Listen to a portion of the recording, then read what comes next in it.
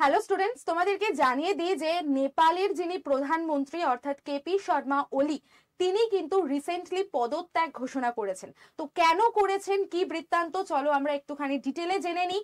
যদি আমাদের পরীক্ষায় কিভাবে প্রশ্ন দিতে পারে সেখান থেকেও আমরা একটু আপডেট পেয়ে যাব। নেপালের যিনি প্রধানমন্ত্রী ছিলেন তার নাম হলো কেপি শর্মা ওলি। তিনি রিসেন্টলি পদত্যাগ করেছেন। কিসের জন্য? তার কারণ হলো কাঠমান্ডুতে রিসেন্টলি ঘটনাটা ঘটেছে। জানা গেছে সেনাপ্রধানের নির্দেশেই তিনি পদত্যাগ করতে বাধ্য হয়েছেন বা সেনাপ্রধানের নির্দেশেই তিনি ইস্তফা ঘোষণা করেছেন।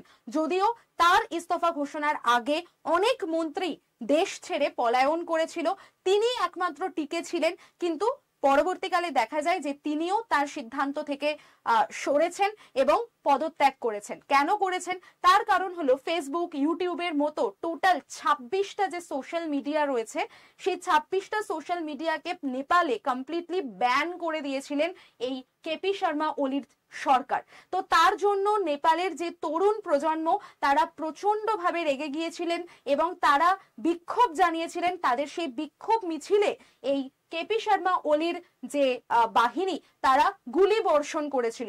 সেই পুলিশের গুলিতে প্রায় 19 জনের মতো আহত এবং নিহত হয়েছেন। তো তার জন্যই এই যে ঘটনাটা ঘটে তার জন্যই তিনি ইস্তফা দিতে রীতিমতো বাধ্য হন। এবং এই যে আপডেটটা সেটা তোমাদেরকে জানিয়ে রাখলাম। পরিস্থিতি এখন অত্যন্ত ভয়াবহ হয়ে আছে, ইভেন কারফিউ জারি করা হয়েছে ওখানে।